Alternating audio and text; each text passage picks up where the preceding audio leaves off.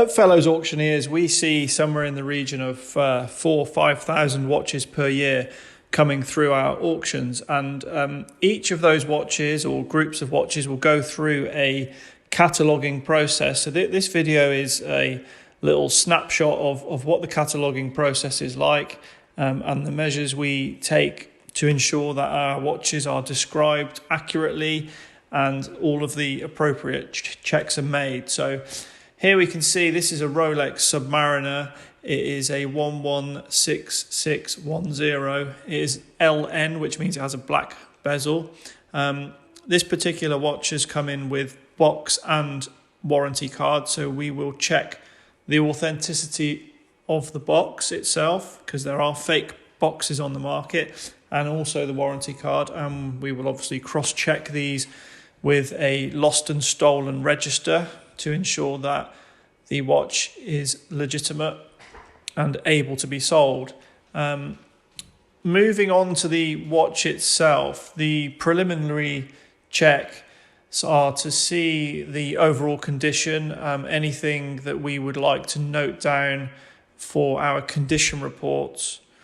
We try to be really fair and honest with our condition reports. I think some people feel there are a lot of smoke and mirrors involved in the auction business, but from our perspective, we are as open and honest as we can be, fully transparent. If there are any issues with a watch, we will highlight these so that buyers can bid with a nice knowledge of the watch and without any unknown surprises. Ultimately, this could become somebody's treasured timepiece, so we treat it with respect, and our customers deserve the best in that regard.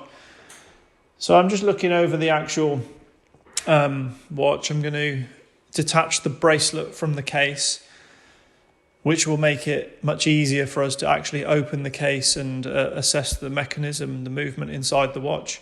You can see I'm wearing gloves. That's just a general measure that would be taken to protect the watch and not to cover it in fingerprints. Any dents or scratches, they will be noted and put into, I'm taking some notes over on the side there, so I will highlight any areas of concern there. You can see that I'm wearing a loupe. That's so that we can see under magnification any details or discrepancies. There between the lugs on Rolex watches, this is where you will find the reference number. Does the reference number match the watch? Is it correct? Is the text that's been used and the engraving of the quality you would expect from Rolex? This is all part of the authenticity process. The serial number, this is a newer Rolex. So the serial numbers on older Rolexes would have been found between the lugs at 6 o'clock. They're now found on an inner rehort, which is on the dial side, so you can see it beneath the glass, and you would check that all of the characters match from the card, of the warranty card, and they match the watch itself. So that is vitally important, because many buyers are looking for a watch with box and papers, so they need to match. Here I'm checking the functionality of the movement. This Rolex has both a quick set date and a normal date change with the time. So I'm just checking that the date flicks over somewhere around 12 o'clock, and Rolex quality, that was absolutely spot on, as we would hope. So nothing to mention in the condition report there untoward. The bezel, this is a rotating bezel, so we would check that this is operating as expected. This particular watch is a little bit dirty, the bezel's not rotating smoothly. That will be noted in the condition report. Buyers need to bid with full knowledge of the facts, and if a watch will require a service, then we like them to know that, and they can bid accordingly. So that is why we note down any of these possible issues or problems that would need to be looked into. I've taken the case back off. I'm looking at the movement. As the quality of counterfeit watches improves over the years, we do notice that the movements they're getting better, but they are rarely good enough to fool anybody with good knowledge. So the movement is one of the best areas of the watch to check. So I'm checking this in quite a lot of detail to check that all of the telltale signs of a counterfeit are not there. I'm also checking the functionality of the movement.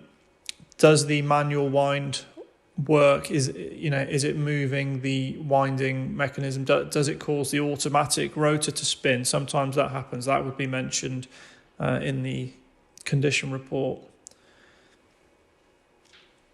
Again, any notes or comments will be jotted down for future reference.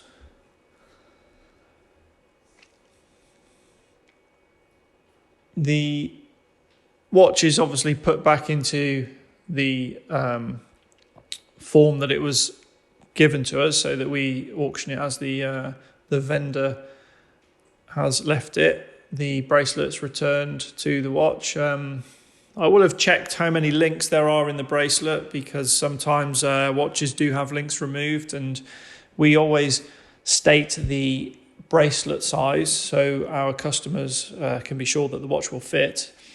This particular watch, I believe, has spare links, so that's another nice little positive that we would mention in the condition report.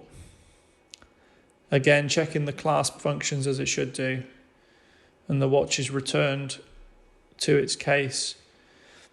The links are checked. Sometimes there are some additional swing tags or receipts or service receipts. Another thing that we would mention in a condition report.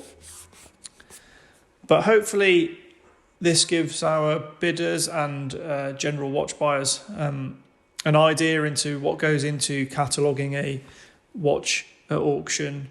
The main areas are to check the authenticity of the watch, to check the warranty papers, to see if those would match. Also, the lost and stolen register. Some people have concerns about watches maybe being, from dubious backgrounds, but we can be assured they aren't. And just the general condition. So that was a glimpse into cataloguing at Fellows Auctioneers.